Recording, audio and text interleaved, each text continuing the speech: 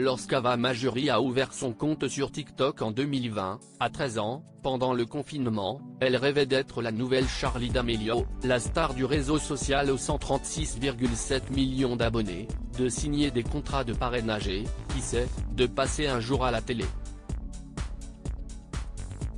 Si aujourd'hui, la collégienne de 15 ans, désormais forte de 1,2 million d'abonnés, enchaîne les interviews et les plateaux télé, encadrée de ses parents, Robert et Kimberly, s'y est surtout pour évoquer la face sombre de sa popularité sur les réseaux sociaux.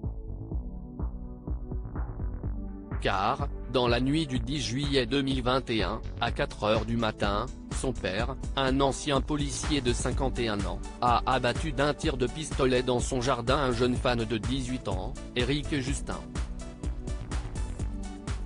Le jeune homme avait parcouru près de 1800 km, d'Ellicott City, dans le Maryland, jusqu'à la maison d'Ava, à Naples, en Floride.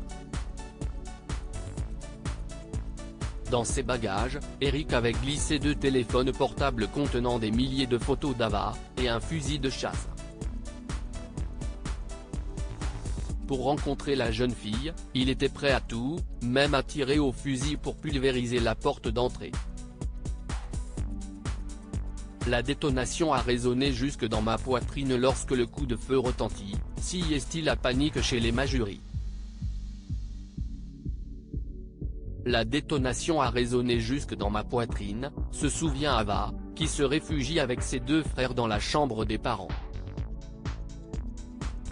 Tandis que Kimberly appelle la police, Robert aperçoit dans son jardin un jeune homme, fusil à la main, portant un gilet bleu avec des bouchons d'oreilles et des lunettes de sécurité. L'ancien flic se lance à sa poursuite, mais chute. Le tireur s'enfuit. En attendant la police, Robert décide de monter la garde avec son pistolet devant la porte d'entrée. Et Eric Justin revient, armé.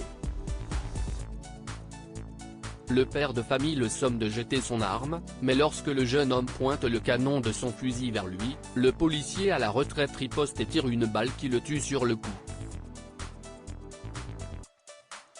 Mon mari a fait ce qu'il fallait, assène Kimberly à la télévision. Robert ne sera pas poursuivi en raison de la loi sur la légitime défense. Il a fait les devoirs de maths d'un camarade de classe d'Ava en échange d'infos sur notre fille depuis des mois. Eric était obsédé par leur fille. Tous les moyens étaient bons pour se rapprocher d'elle.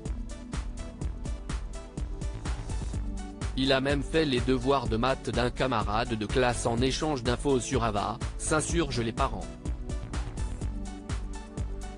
Peu scrupuleux, certains camarades ont aussi accepté de lui vendre des informations personnelles sur l'adolescente, comme son adresse ou son numéro de téléphone. Dès 2020, Ava avait remarqué l'attitude insistante d'Eric sur TikTok. Au début, elle lui répond comme elle le fait avec tous ses fans. Il lui demande s'il peut lui acheter des selfies. Elle accepte, avec l'accord de ses parents, de lui vendre 2 photos pour 300 $. C'était juste des photos de mon visage.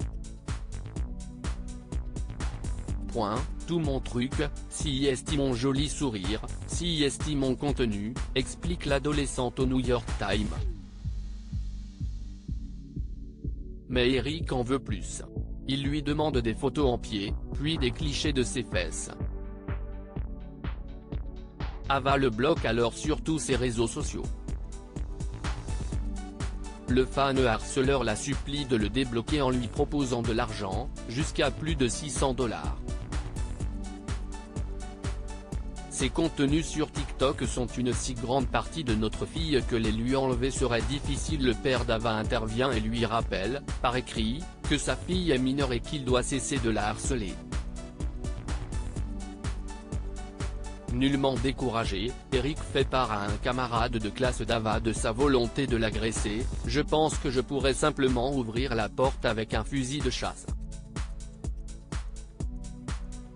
En l'apprenant, les parents de Ava font une recherche sur le jeune homme et découvrent qu'il vit à près de 2000 km de chez eux.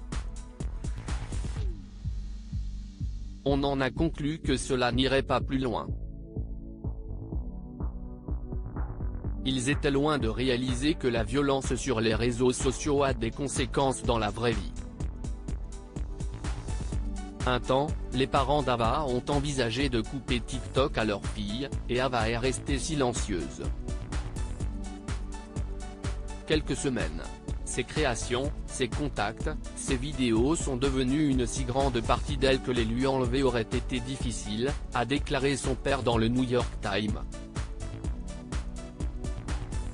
Nous savons que certaines personnes ne comprendront pas, confirme sa mère.